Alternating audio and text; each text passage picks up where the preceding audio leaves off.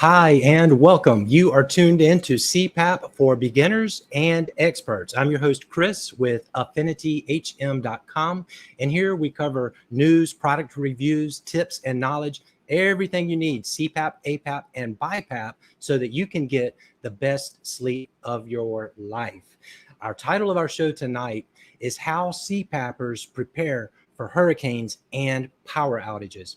So if you've never been through a hurricane before, or even if you have, maybe this is a really good refresher and to look at it from a little bit of a different angle, specific for people that need to use CPAP. Obviously, you need your power whenever you're using CPAP.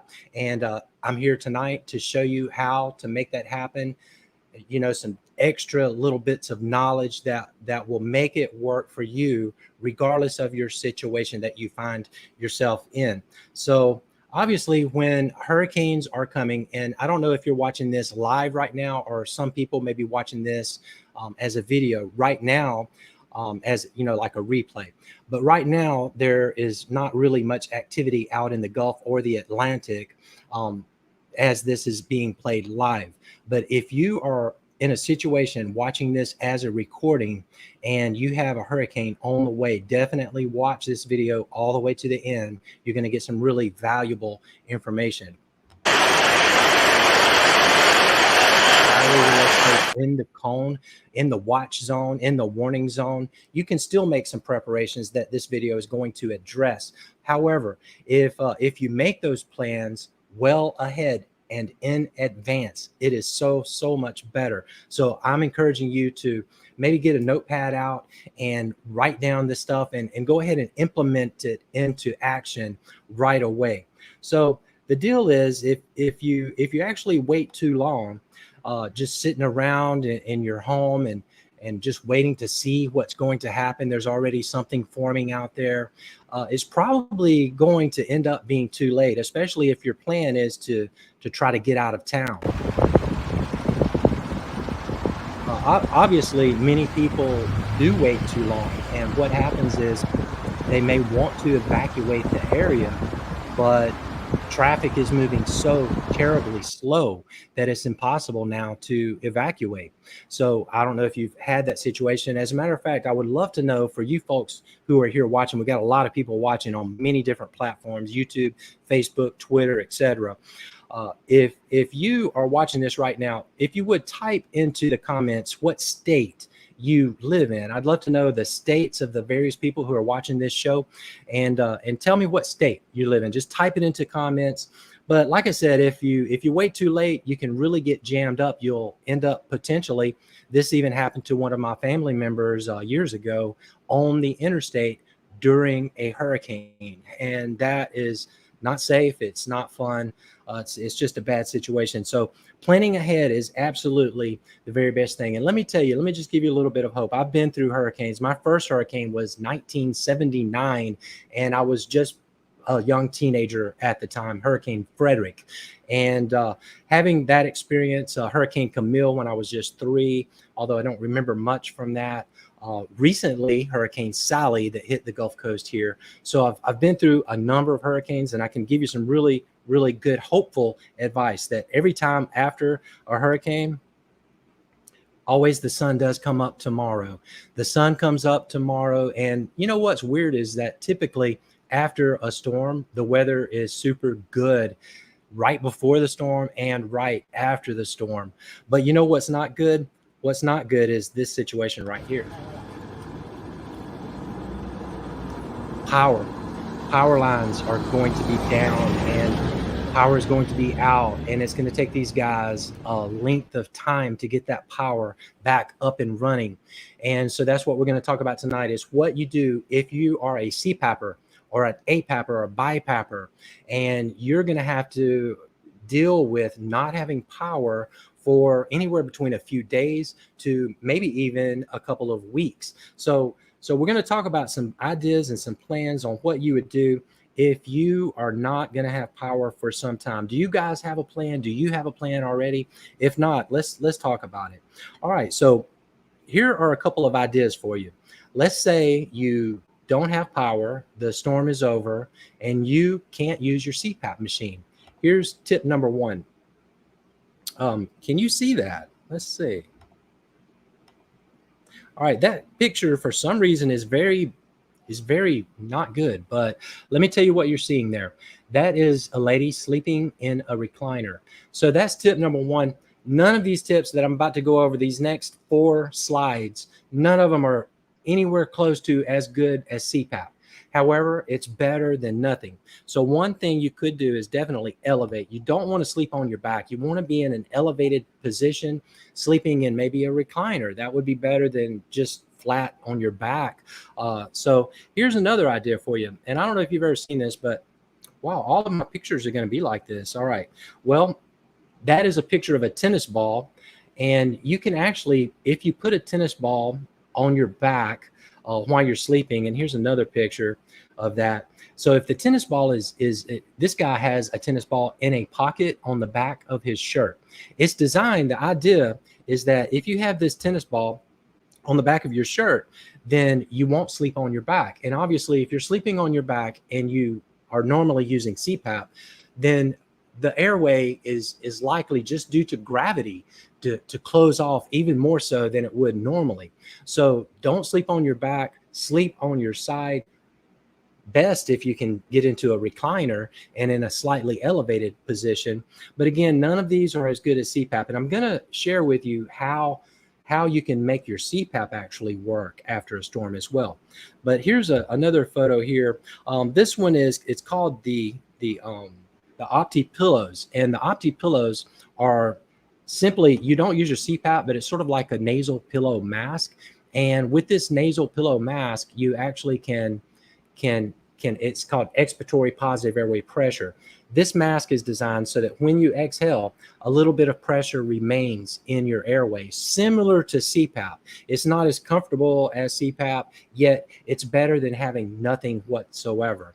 So those are 4 little ideas that can help you if you find yourself unprepared and after a storm, whether it's a hurricane or some other storm that's knocking out your power. Just remember that. Don't sleep on your back. Sleep on your right side if at all possible, and consider a tennis ball on your t-shirt in the back, or the Opti pillows are a wonderful idea as well.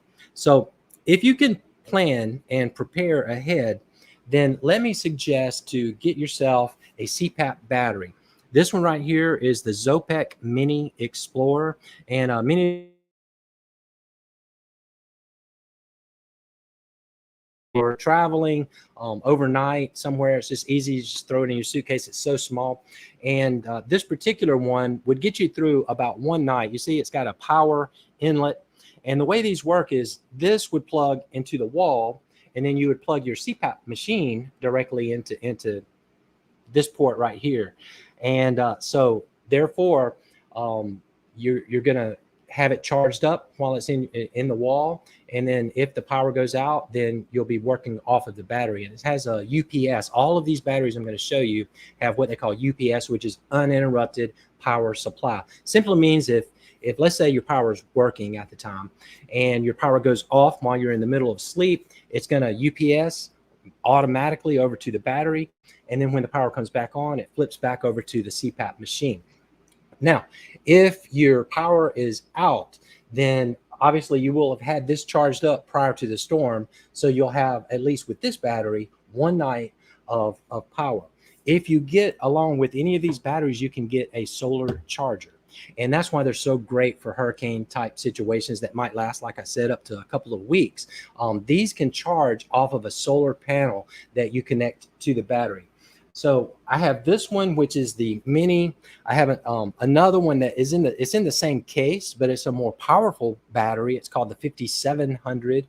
The 5700 is available. And then if you want to upgrade to a whole nother level, this one is the 5500. And as you can see, it does have 2 ports. Also, it's international. So if you're traveling outside of the country, you can get your power off of this battery. And it'll give you about 3 nights of battery usage off of 1 charge. And so the 5500 is probably my favorite and our best seller. It's the best one out there. But I do have one more level for you guys who, if you know, with these batteries, you want to turn off your heated humidifier and turn off your heated hose, because those two parts of the CPAP machine use just as much power, if not more, than the actual CPAP machine. So with these first three that I've talked about, then you can definitely need to turn off the heated humidifier and the heated hose. However, if you wanted to go way up there, this one is the 8000, and it has the ability to give you a few nights with one charge using the heated humidifier and the heated hose. So that is the 4 batteries, the Mini, the 5700, which are both really small and compact. Then there's the 5500 and the 8000, which are the bigger batteries, not as portable yet. You still could go portable. But remember, all 4 of those batteries can connect to solar power, which would allow you in a long-term power outage situation to just charge your battery up every day with the sunshine. It takes about 6 hours, and use it every night. So it's charge it, use it, charge it, use it. And so they're a wonderful, wonderful thing to have. So let's talk a little bit more about tips that are not directly related to CPAP. One is, I think everyone knows these next 2 things. One is, make sure that if you are going to go to a shelter, check in advance if that shelter is one that would have power available. Some shelters do have power, some do not. So you would call your local county EMA, the Emergency Management Administration, call them up and in your county and find out if there is any power available in the shelter. So ideally, you would have a shelter that does have power, and that's tip number 1. Number 2, if you are taking prescription medications, I think everyone knows to make sure ahead of time to always have about a month's supply of those prescription medications. Here's some more things. Now, some of these you have thought about before, and some of them you may not have. Here's one. I hope you can see this image. Water. Make sure you have plenty of clean drinking water available ahead of time. 2, make sure you have non-perishable food, like canned goods are wonderful to have. So I like to buy lots and lots of canned goods. They almost never go bad. But don't forget, you might not have power. So look at that image carefully. There also is a manual can opener. You're going to need a good manual can opener. Has anybody noticed that manual can openers are not as good as they used to be? But definitely have that. So lighting, you're going to want some lighting at night, battery operated light, also a battery operated weather radio, and you can get that thing adjusted for your particular area. So buy it well in advance. Definitely board up your windows if you're staying in the house or not. Have somebody board up the windows, or you board them up yourself, but get those windows boarded up. Tree branches are flying everywhere, and it will crack the glass, and you'll have problems that you don't want to have. This is a picture of a bathtub with water running in it. Now, what I'm recommending is that you would fill up your bathtub with water, not for drinking, not for bathing. Fill up the bathtub. If you have 2 bathtubs, fill them both up. If you have 3, fill them all up. The more water, the better. Because after a hurricane, especially if there's a lot of rain, sometimes the sewer gets into the water supply. They shut off the water, or the water is not good. You have to boil the water before you can drink it, all of that. So you might not even have water supply at your house. So what you're going to want to do is fill up those bathtubs, get you a bucket. This will allow you to flush your toilet at least. Using a bucket, you can pour the water right into the toilet and it flushes it. And that is crucial. After a storm, I can tell you from experience that that is something that you are going to want to do. And then lastly, definitely have some good books. You know that TV is not going to work. Your phone may or may not work. You don't want to get bored. You don't want to get this cabin fever. And reading a good book is a wonderful way to take care of that. So if you haven't already done it, if you would, please type into comments hashtag AffinityHM, and that is going to get you entered into the drawing. We're about to do a giveaway here in just a minute, right after the Q&A. And right now, if anybody has any questions, I would love to try to answer them. I see that we have people here from, hello, Jennifer. Hey, Jennifer, Freedom is here. Freedom, I got the Bleep maskless system and use Somnifix mouth tape. It's effortless. Click the magnets. You're off to the dreamland, sir. Fantastic. I'm glad that you got the Bleep. And I'm wondering, Freedom, did you get the Bleep Eclipse with the plastic connection, or I'm guessing you got the magnets because you just mentioned the magnets. So you must have gotten the Bleep Eclipse already. We've been waiting for a little over a year to get the Bleep Eclipse, and I think it's going to be on its way very shortly here. All right. I see Judy is here. Hello. Welcome, Judy. Jennifer. Diane is here. All right. So let's see. This is the states where people are: New York, Pennsylvania, California, Alabama, Florida, Massachusetts, Arkansas, New Jersey. All right. Good. We got people from all over. Wisconsin. That's good. Thank you guys for being here, everyone. And I see that we have people entering into the contest, and we are going to actually do a screen share here in just a minute as you're entering hashtag AffinityHM into comments so that you can get into this giveaway.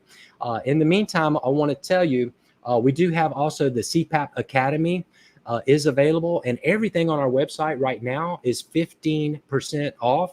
The code for that is GIVEME15, GIVEME 15, all one word. Give me 15. You'll get 15% off of everything and anything in our entire website. Please peruse around there, AffinityHM.com. And also, I want to invite you to my wife's website, which is PrettyThingsBoutique.com. It's spelled PURDYTHANGZ boutique.com. That is for all you ladies out there, and for you guys, if you want to buy something for your wife for Christmas, now would be a great time. You place an online order, and she's got a lot of really beautiful things on that website. So you guys, all right, let's see. California, all right, good guys. Let's see. I'm going to do a screen share here, and we're going to go ahead and do this drawing for a gift card. All right, here you go. I think you can see that. Good. All right, here we go. For the gift card, somebody is going to win a gift card to AffinityHM.com right now. It's just as good as cash, this gift card. I'll email it to you. The winner is Mike. Mike, I think, Mike, you said you're from California, watching on YouTube. Welcome to the channel, and thank you for being here, everyone. And so, Mike, the way we do it is, if you would just send an email to admin@AffinityHM.com, and I'll receive that email. I'll check it out and shoot you back a gift card to AffinityHM.com. So let's see if we have any other questions. Okay, somebody also here from Texas. Wow. You guys are all over the country tonight. That's fantastic. All right. Well, thanks everyone for being here. I hope that you could see those images well. If not, feel free to message me, email me if you have any questions about what you should do regarding a hurricane, and I will be happy to answer that question for you. You all have a great night. Talk to you next week. Take care. Bye-bye.